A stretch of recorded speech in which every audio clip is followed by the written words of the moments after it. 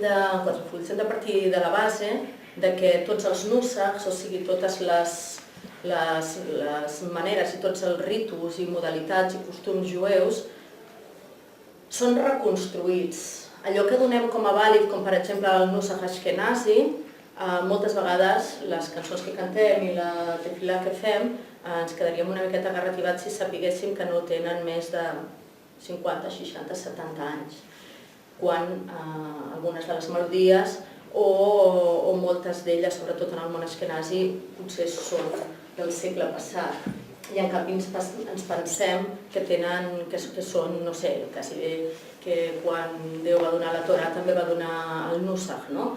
Doncs no, el nusach evoluciona i es reconstrueix i en cada generació es reconstrueix i nosaltres la nostra tasca en aquesta generació també és en certa manera reconstruir-lo i adaptar-lo. On és aquest nusach català? S'ha perdut? L'hem de reconstruir? L'hem de fer reviure? Realment s'ha perdut o ens volen fer creure d'alguna manera que s'ha perdut? Jo no crec que s'hagi perdut, ni molt menys, ara ho veurem. Hem de tenir en compte que l'exili jueu català, per dir-ne d'alguna manera, el moment en què aquest nusach, aquesta manera de resar catalana comença a expandir-se per la Mediterrània, podríem creure que és posterior al mes d'agost del 1391, amb els grans avalots al Call, de Mallorca, de València, de Barcelona, de Girona. Però, molt abans, arreu de la Mediterrània ja hi havia establertes comunitats jueves amb les quals els jueus catalans hi tenien relació. No dic comunitats jueves catalanes, dic comunitats jueves amb les quals els jueus catalans hi tenien relació.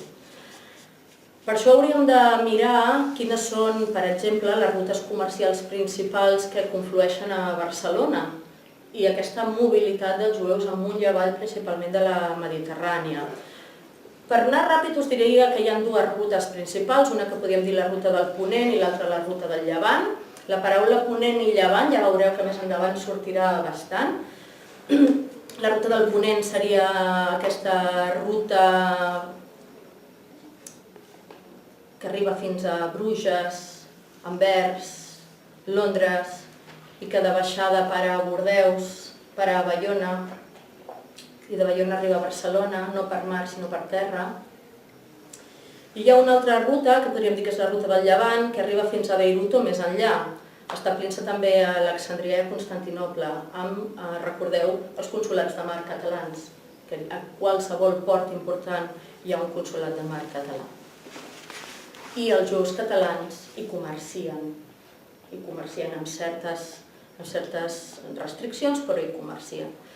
Per tant, els principals ports d'escala d'aquesta ruta, per exemple, de les espècies, són Candia, a la illa de Creta, comunitat jueva a Creta, òbviament, a Palerm hi ha Messina, a la illa de Sicília, per la part de dalt, amb comunitats jueves, òbviament, a l'Alguer, a Oristany o a Càller, a la illa de Sardenya, que també hi ha comunitats, òbviament. Ens mancaria potser la illa de Xipre, que és la que queda més a prop d'Israel, que finalment també acaba d'alguna manera emparentada la illa de Xipre amb Barcelona. Dic Barcelona per no dir Catalunya o València o Mallorca, però que està emparentada d'alguna manera amb aquest fet català. De la mateixa manera hi ha dos grans centres de comerç medieval, dos grans focus, que òbviament coincideixen amb aquestes dues zones que hem esmentat. Per una banda el nord de la península itàlica i per una altra banda els Països Baixos, que ja veurem que després corresponen amb les litúrgies sefardites espanyoles i portugueses i amb les litúrgies també sefardites, diguéssim, de Liorna i de Venècia. Per tant, estem parlant de ciutats portuàries amb comerç català que estan totes a la costa, sí, perquè si no és difícil tenir un port si un no està a la costa, o sigui, de ciutats costaneres comercials que estan dins de les grans rutes comercials amb forta presència jueva. A Roma, per exemple, la presència catalana és sumament important. Roma no té port, el port de Roma és Òstia, però Òstia està relativament a prop de Roma. Com veurem que, per exemple, Pisa no té port, però el port de Pisa és Liorna, d'acord? És com dir, no sé, per dir-ho d'alguna manera, Terrassa i Barcelona, o encara més a prop, ciutats altament industrialitzades i comercials. Doncs a Roma la presència catalana és sumament important. Tenim constància que el 1517 la comunitat catalana ja va adquirir una nova sinagoga. Per tant, si en compren una de nova, vol dir que n'hi havia una de vella. Perquè tu no pots comprar una cosa nova a no ser que hi hagi una cosa vella. Per tant, tenim constància que el 1517 es compra una nova escola catalana, us recorda el nom alguna cosa, i aquesta nova sinagoga sabem que tenia un escalfador, o sigui que els jueus estaven calents, tenien com una mena de calefacció central, no sé exactament com, i també sabem que tenia uns banys annexos, o sigui que ja aquest bany potser podria ser l'Amic B, els banys rituals, i que l'any 1523 es construeix un nou Aron a Kodesh, l'Aron català, que l'he penjat avui al meu Facebook, si voleu mirar-ho, que és un Aron del 1523, que és un dels únics que encara es conserva avui en dia. D'acord? Com us deia, si us fixeu, estem parlant sempre de comunitats al costat de mar. Bordeus, Amsterdam, Londres, Venècia, Liorna, Trieste, Marsella, i tot forma això, part d'una mateixa xarxa comercial. Voldria centrar-me en la ciutat de Venècia, perquè és la que ens aportarà, com que sempre parlo de Roma, avui voldria parlar de Venècia, perquè ens aportarà més informació de la que els que sou assidus a la nova escola catalana doncs tingueu altres realitats que no només la romana. Doncs Venècia és sumament important per dues coses. És el major port europeu, d'acord? I concentra la major part dels jueus dispersos provinents de la península ibèrica, amb diverses tongades, que ara en parlarem. I és el principal port dels segles XVI i XVII, que és de l'època que parlarem també. La segona raó és que en aquests segles hi ha una espècie de filosemitisme comercial, o sigui, el jueu que interessa no perquè interessi com a jueu, sinó perquè interessa pel fet comercial. Ja ho veurem ara també. Hem d'entendre també que en aquesta època és quan es formen els grans bancs i aquestes polítiques comercials que van sentar, en certa manera, les bases actuals del mercantilisme, d'acord?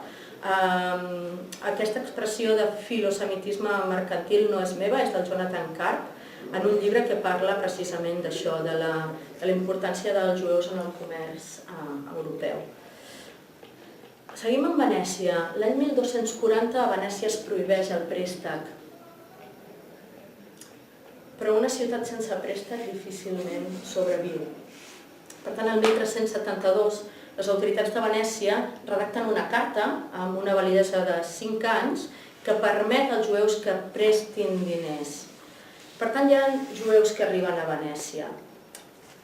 Però aquests jueus al cap de 5 anys són forçats a marxar i hi ha una estira i arronsa que dura quasi bé 100 anys, fins que al final, el 1397, es convida els jueus a abandonar la ciutat.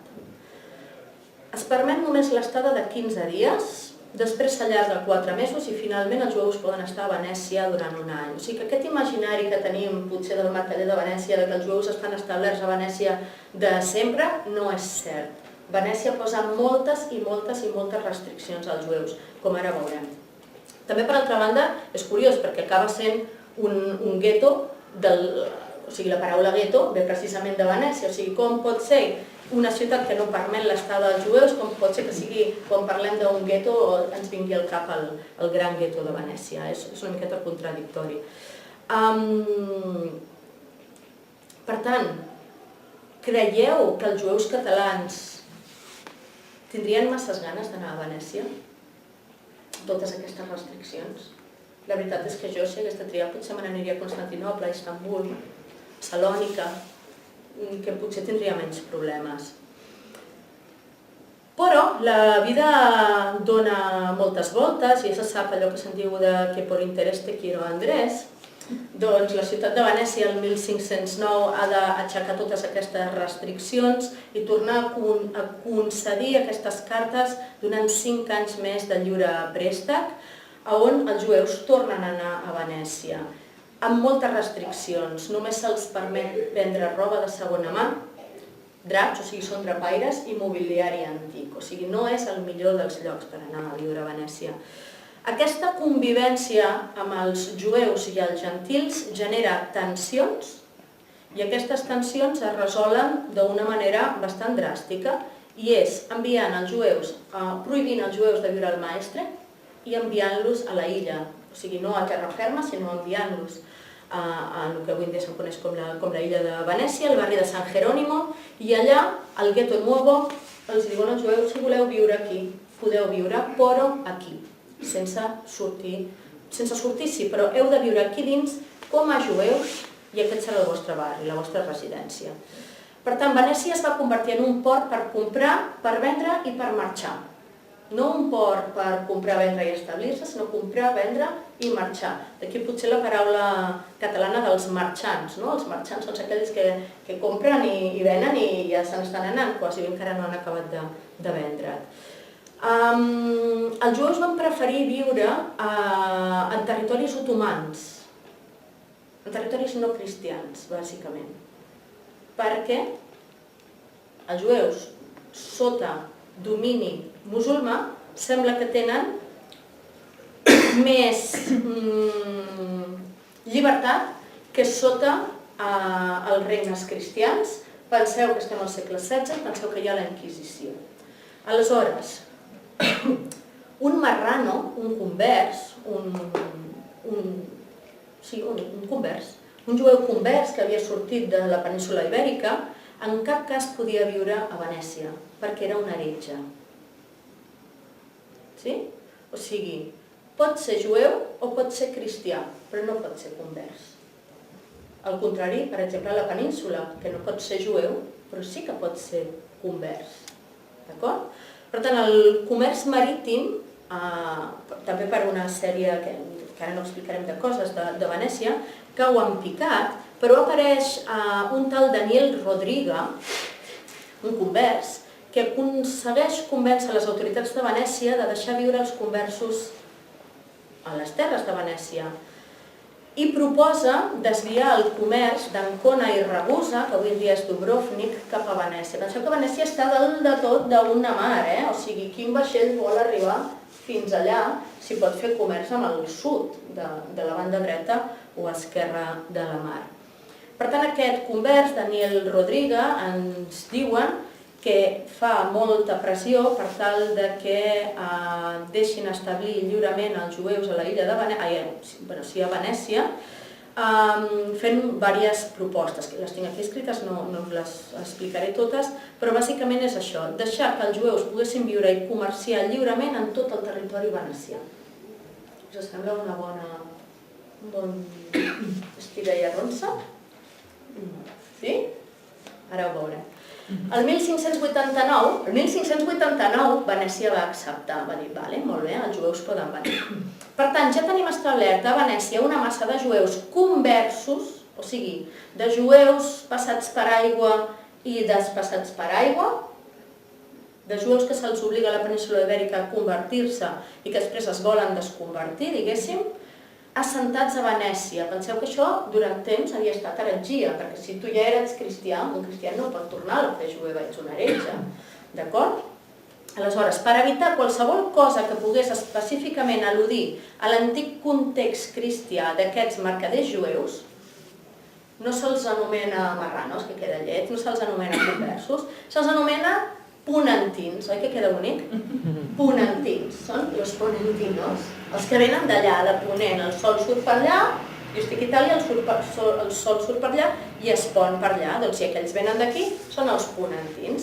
Per tant, passes a dir-te ponentí.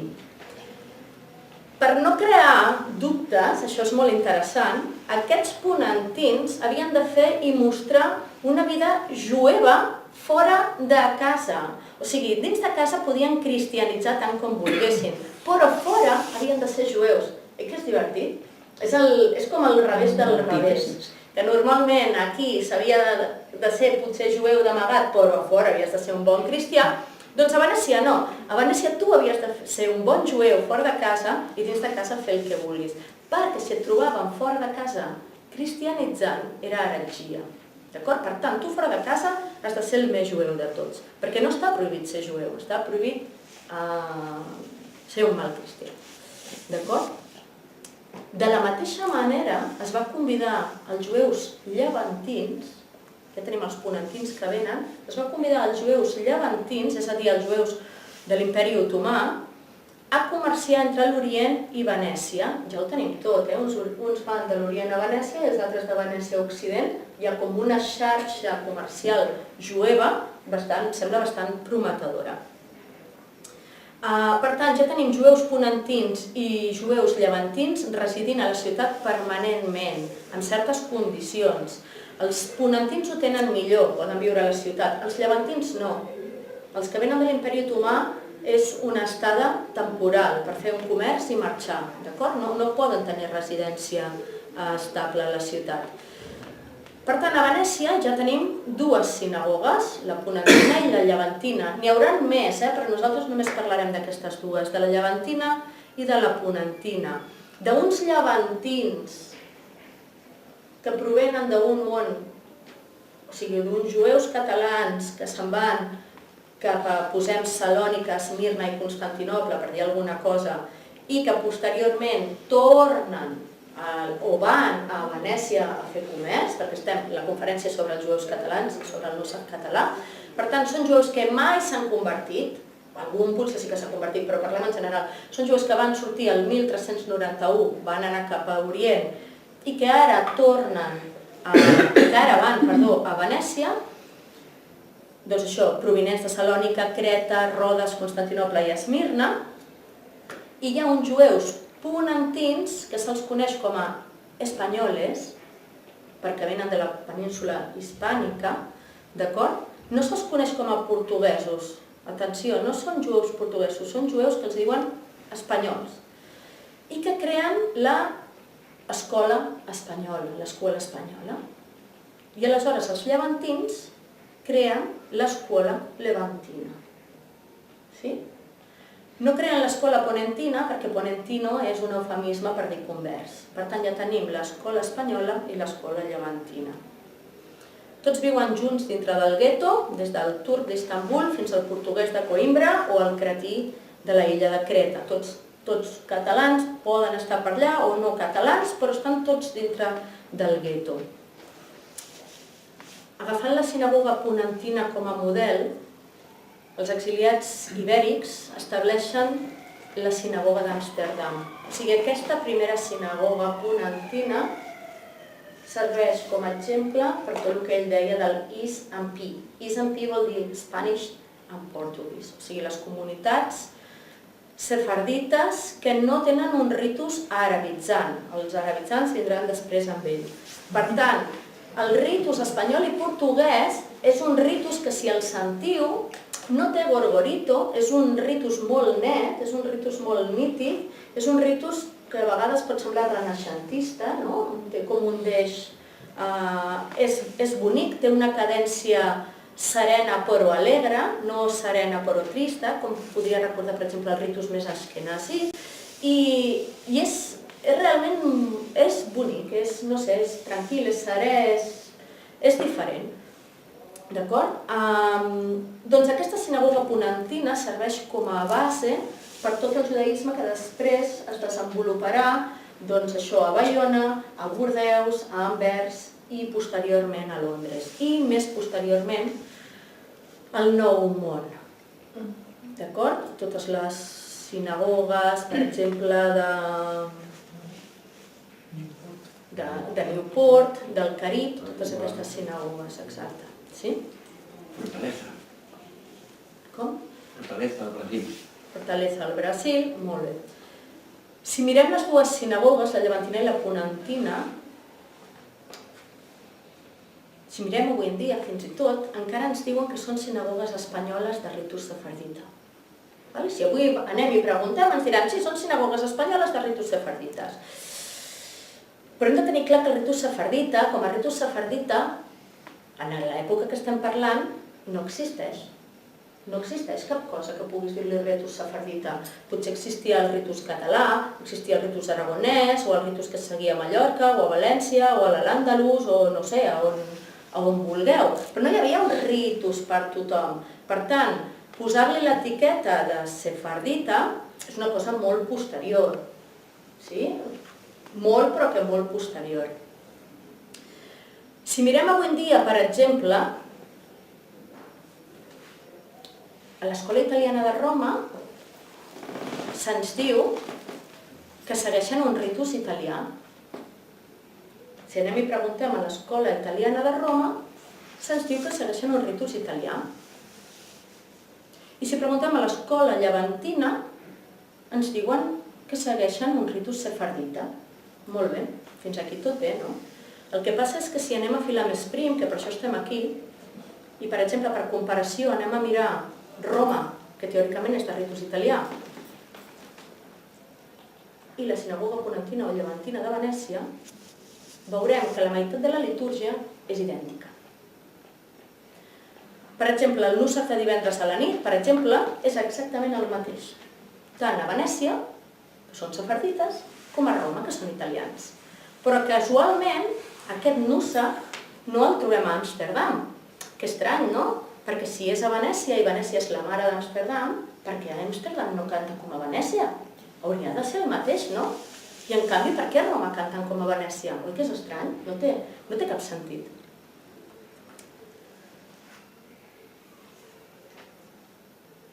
Però aquest nússec, aquesta cantilació, aquest deix, sí que el trobem al Llevant. I el trobem, per exemple, a Jerusalem. El que se'n diu avui el nússec sefàrdic Yerushalmi, el nússec dels sefardites de Jerusalem. És idèntic al de Venècia i és idèntic al de Roma. Però atenció, a veure, a Venècia ens diuen que és espanyol, a Roma ens diuen que és italià i a Jerusalem ens diuen que és de Jerusalem. Que estrany, no? Perquè és que és el mateix.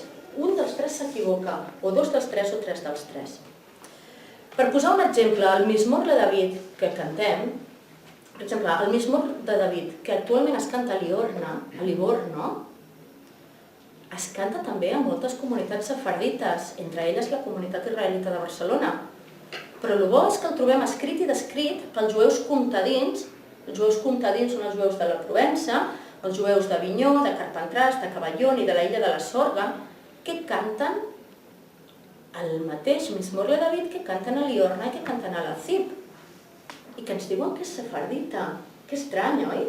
Un provençal cantant amb un ritus. És tot com molt estrany. O jo quan vaig començar a estudiar tot això, realment ara ja no em resulta gens estrany, però quan vaig començar a estudiar deia, ostres, que estrany, no? Molt risc de contaminació, diguéssim, sefardita no hauria de tenir Avinyó o Carpentràs. Però el veiem. Si no mirem amb lupa, el veiem. Si anem a filar més prim ja veurem que és una altra cosa. Aleshores aquí va venir la meva gran pregunta, que crec que cal començar a formular amb veu clara i alta i sense vergonya. Podria ser, no dic que sigui, només dic que podria ser, que una part important del que avui en dia es coneix com a ritus sefardita, en realitat sigui ritus català, camuflat a França, camuflat a Itàlia i camuflat a altres llocs? Podria ser? Podria ser que el que estan cantant a Venècia no sigui sefardí, entenent com a sefardí espanyol? Perquè, clar, al segle XVI els catalans sí que som espanyols. Clar, aquí hauríem d'anar a filar molt prim el que vol dir cada cosa al segle XVI, d'acord? Pot ser que en aquesta recreació decimonònica, o sigui, en aquesta recreació que es fa del món al segle XIX en general i del món jueu mediterrani en particular, tot allò que fos català quedés sepultat sota l'etiqueta de sefardí? Podria ser. Perquè si no, com pot ser que tota aquesta cultura hagi desaparegut? Jo no m'ho explico. Si a Roma, per exemple, la sinagoga catalana, després del 1904, es va fusionar amb la castellana, i com es va anomenar?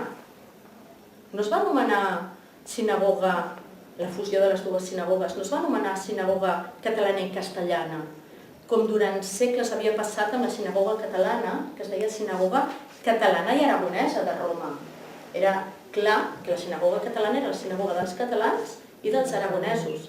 Per què no li van posar a partir de quan es va crear Ara seria un tema explicar la fusió de les 5 sinagogues de Roma en una sola el 1904, però sabeu com li van posar aquesta nova sinagoga? Creieu que li van posar sinagoga castellano-catalana? No, li van posar sinagoga espanyola. La sinagoga espanyola no té ritus castellà i ritus català, té ritus sefardí. Això va passar fa 100 anys. Ja no existeix ni català ni castellà, existeix espanyol i ja no existeix català i sefardí, només existeix sefardí. D'acord? I això, si ha passat fa 100 anys, imagineu-vos molt més... O sigui, si una cosa petita passa, com no ha de passar fa 500 anys, amb molt... M'explico? Va. Quan es parla, per exemple, de Salònica, sempre es parla dels sefardís de Salònica, de l'enyorança de Sepfarat i de no sé quantes coses més, de les claus de les portes de Toledo, però el que no es diu mai és que les dues escoles catalanes de Salònica van perviure fins al 1942. És que estem parlant de fa 77 anys. Fa 77 anys l'escola catalana antiga i la nova escola catalana de Salònica encara estava en peus, de la mateixa manera que l'aragonesa, i va estar en peus fins que van arribar les tropes nazis. Fa 77 anys. La bona notícia, per mi, és que 77, ara quan venia el tren ho estava pensant, 77 és la gemàtria d'una mem, una lamet i una zayin. És la gemàtria de Masal. A veure si el Masal ens torna. El Masal és la fortuna, la bona sort, el faust, el destí. Per tant, crec que després de 77 anys de no tenir una escola catalana ja és hora de tornar-la a tenir, i per això hi som aquí. Quan es parla de Liorna, de Livorno, és que no hi ha cosa més vergonyant que parlar de Liorna i no parlar dels jueus catalans de Liorna. I sembla avui en dia com si no existeixin. I és el port que possiblement rebés en un primer influx i segon i tercer influx més catalans. I avui en dia, com per art de màgia, han passat a ser sefardís. No existeixen. Actualment, i amb això ja acabo, actualment, la cantil·lació, això és important, la cantil·lació de la Torà, de Roma, de Liorna i de Venècia, així com les Haftarot, l'Haftarà de Liorna i de Venècia, són catalanes i tothom ho sap, únicament que no ho diuen en veu alta. Hi ha qui afirma fins i tot que l'Haftarà de Roma també és catalana. No hi ha dubte que la Meguilà d'Ester ha de ser catalana o aragonesa. No hi ha cap dubte, o sigui, ningú ho pot negar. Caldria pensar que Roma, així com Venècia i com Liorna, i moltíssimes altres ciutats d'Itàlia, del que avui en dia en diem Itàlia, millor dit, van patir una forta influència de la comunitat catalana, atesa la posició de la comunitat respecte a les altres. La comunitat catalana de Roma, de les 5 comunitats que hi havia, era de les més importants. La influència tant econòmica com política com social, l'escola catalana sempre sobresortia de les altres escoles. Però les melodies, a vegades les melodies poden anar i venint, depenent de modes, depenent de l'art o del poc art que pugui tenir el Hazan, el cantor litúrgic, a l'hora de cantar. Això pot anar i pot anar venint. Però la cantil·lació i el nusach,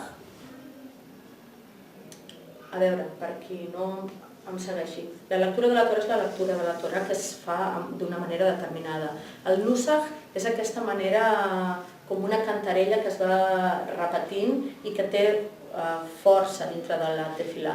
I després hi ha cançons, melodies que poden anar anant i venint. La melodia és el més volàtil, el més versàtil, que potser ha sentit una melodia salònica, torna a Venècia i diu mira que una melodia més maca, vinga, aquesta nit us ho canto. I això ho hem vist, que hi ha Hazans, jo ho faig permanentment, a la nova escola catalana, Àtic també ho feia, d'anar introduint melodies. La melodia sí que és fàcil canviar-la, el nusach és difícil, d'acord?